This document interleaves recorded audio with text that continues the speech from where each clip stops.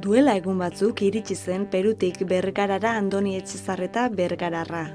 Ia hilabete pasa du herrialdea bisitatzen, eta han ikusitakoak, egindakoak eta bizitakoak partekatu ditu ibili munduan Instagram kontuan. Batik bat bidaiak oinarri dituen proiektu bat baita.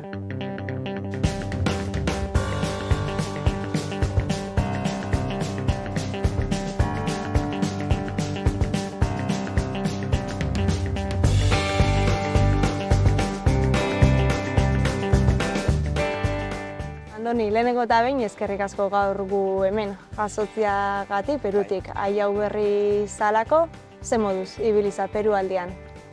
Primeran, oso gustora, hilabeteko bidaia indote Perun barrena, eta, sanator, pila kargauta, super gustora, ezagutu dut jende pila bat, kriston toki politxak, eta benetan oso pozik. Hilabeteko bidaia egin dozu Peru, nahi justu horrin jako eta ezaututako kontu batzuk ibili munduan Instagram kontuan ikusi ditu, oin dela urtebete inguru sortu zinuan kontu hori, oin urtebete pasauta, zein edapen euki dau proiektu horrek? Bai, pixkanaka, handitzen doia, ez? Edapena, geroz eta handixaua izaten nahi da, aurreko urtean, jarraitzaile gutxi batzukin, ez? Hasi nintzen, nire bidaiak eta nire abenturak, sare sozialen bitxartez, pixkatxo bat jendean gana hurbiltzen edo erakusten, eta urte honetan, pixkanaka, komunitate hori, ez? Handitzen junda, jarraitzaile gehiago gehitzen hasi dira nire kontura, eta gisa esan da oso pozik, gustora, zaila da, azkenean batez bidaien inguruan, ni ez naiz urte guztian zehar bidaiatzen ibiltzen, orduan zaila da jarraipen bat, ez, eukitzia askotan edukisa egunero edo astero igotzen jutia, baina kriston gogoakin jarraitzeko, egisa esan da, jendean aldetik beti bastante kritika honak eta jasotzen, orduan gustora, pozik. Edukisa aipatu dozu, kasu honetan eduki horrek, euskarazko edukisak dira, justu batez garai honetan euskarazko edukisak sortzeko aldarrixa eta hitzen den momentu horretan, zer nolako irizmena dauka alako euskarazko edukiak eta zer behar da kontuan hartu?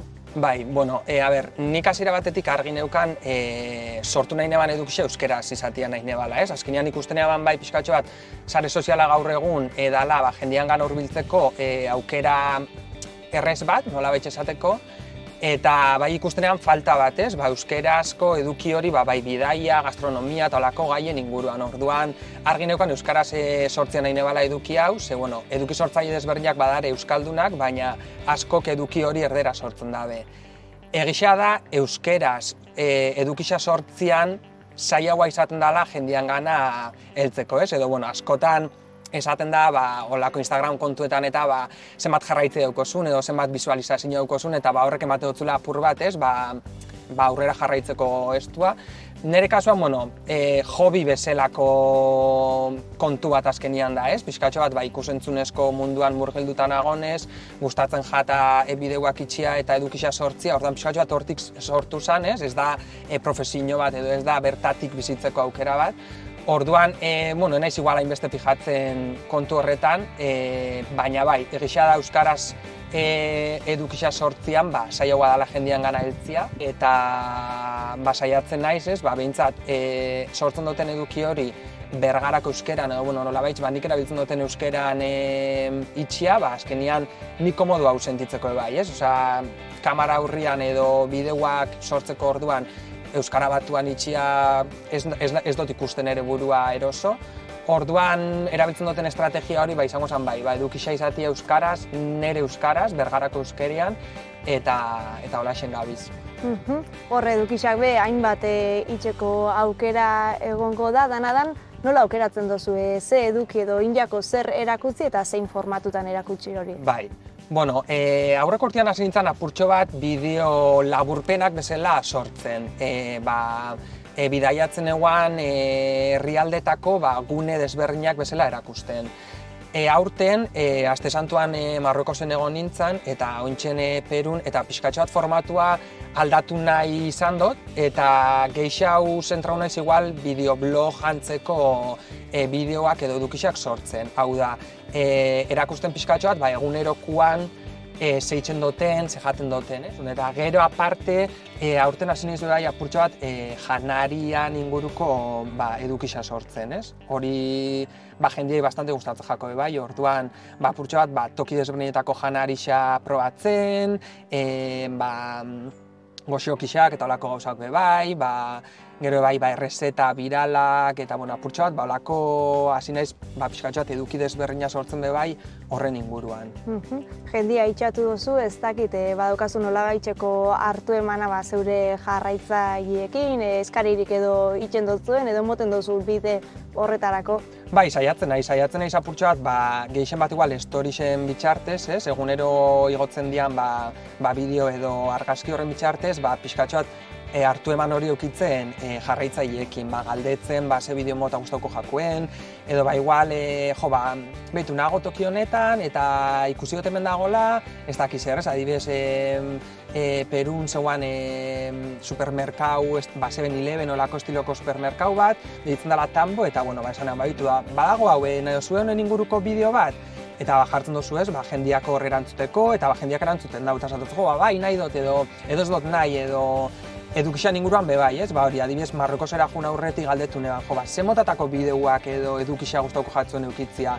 Eta hor, bateko baino gehiago izan zen, bideoblogak edo eguneroko blogak igotzia. Ordan, saiatzen ez pixkatxo bat, erei erantzun nahi zen, pixkatxo bat erak nahi duten eduki hori bai sortzen. Horre, edukixak aipatzen ibiliga oin artean, baina eduki horrek sortzeko bidaiak badare, ez dakit kasu honetan nola aukeratzen dituzune bidaia horrek, nora joan, zerrin, zerrazten duzu hor, haintzat?